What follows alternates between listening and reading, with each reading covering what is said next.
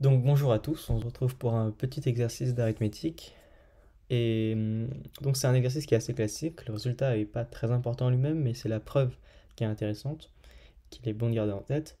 Et donc l'énoncé est le suivant, il s'agit de montrer que le produit de 4 entiers strictement positifs consécutifs ne peut pas être un carré parfait.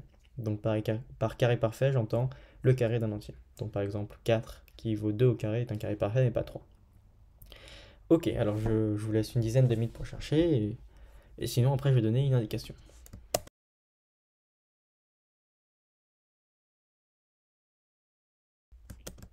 Donc l'indication est volontairement assez vague pour pas spoiler l'exercice, mais l'idée c'est d'utiliser une identité remarquable.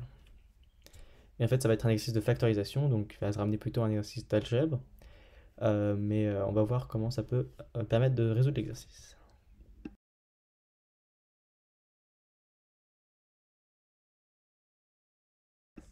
Donc on commence par poser ce qu'on sait et ce qu'on veut.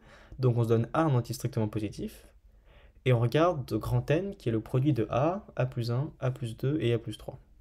Et on s'intéresse à l'équation grand N égale B carré où B est un entier. Donc on est sur une équation diophantienne, c'est-à-dire une équation qui fait intervenir des entiers et où on cherche des solutions euh, sous forme d'entiers. Et donc du coup, on peut essayer, en fait, les techniques sont assez spécifiques à ce cas-là, et on a des techniques qui utilisent énormément les propriétés d'entiers. Et une chose que l'on sait sur les carrés parfaits, c'est qu'ils sont assez espacés. Donc les carrés parfaits, les premiers c'est 0, 1, 4, 9, 16, et vous voyez que l'écart entre deux carrés consécutifs euh, est, est de plus en plus grand. Donc l'idée pour montrer que n ne peut pas être un carré parfait, c'est de montrer qu'il est trop proche d'un autre carré parfait. Par exemple, si vous regardez un produit de la forme a-1 fois a plus 1, ça vous donne par la troisième identité remarquable a carré moins 1. Et a carré moins 1 ne peut pas être un carré parfait, euh, parce qu'il y a, à part si a égale 1 et b égale 0, et parce que les seuls carrés parfaits qui sont distants de seulement 1 sont 0 et 1. Donc on va utiliser une technique, une idée similaire, c'est-à-dire qu'on va écrire n comme un certain carré moins 1, et dans ce cas-là, on pourra conclure parce qu'on sait en plus que le cas 0,1 n'est pas possible parce que a est strictement positif. Donc ici, c'est un peu plus compliqué parce qu'on a 4 termes. Il faudrait se ramener à 2 termes, mais ce qu'on va faire, c'est qu'on va développer le produit en multipliant 2 des termes d'un côté et des deux autres termes de l'autre côté. Donc à la fin, on va utiliser quelque chose de la forme a-1 fois a plus 1 égale a carré moins 1. Donc il nous faut que les deux termes que l'on tienne soient assez proches l'un de l'autre. Donc la façon la plus naturelle de le faire ici, ça va être de multiplier le plus petit entier, donc a, par le plus grand, a plus 3, et les deux du milieu ensemble. Parce que c'est la meilleure façon d'obtenir deux résultats qui risquent d'être proches. Donc c'est ce qu'on fait. Et on obtient du coup pour le premier produit a carré plus 3a, et pour le deuxième produit a carré plus 3a plus 2. Donc on voit qu'il y a une différence de 2 et c'est assez proche.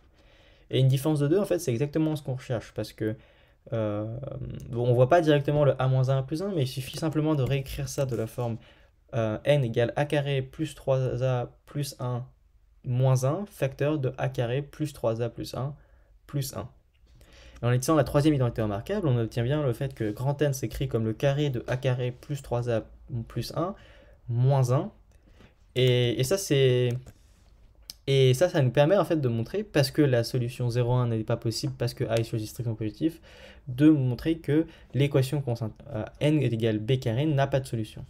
Et ça, c'est absolument, enfin, c'est tout à fait équivalent à dire que n n'est pas un carré parfait. Donc voilà, donc le résultat n'est pas si important en lui-même, mais c'est la technique. Donc il y a deux choses. La première, c'est la factorisation, qui est une technique algébrique. C'est cette idée de dès que vous avez le produit de deux entiers qui sont assez proches, en fait, globalement, ce que vous faites, c'est vous avez un carré et vous enlevez un petit entier. Ici, donc la différence de 2 donne en fait un carré moins 1. La deuxième chose qui est assez importante et qui est une idée arithmétique cette fois, c'est le fait que les carrés sont très espacés. Donc, pour montrer que des choses ne sont pas des carrés parfaits, en général, c'est assez efficace de dire, bon, bah, j'arrive à trouver un carré parfait assez proche de n, et en fait, il est trop proche pour que n soit lui-même un autre carré parfait. Et donc, c'est ce qu'on a fait ici. Donc, n, en fait, c'est un carré parfait moins 1, et donc, du coup, ça peut pas être un carré parfait lui-même. Donc, voilà.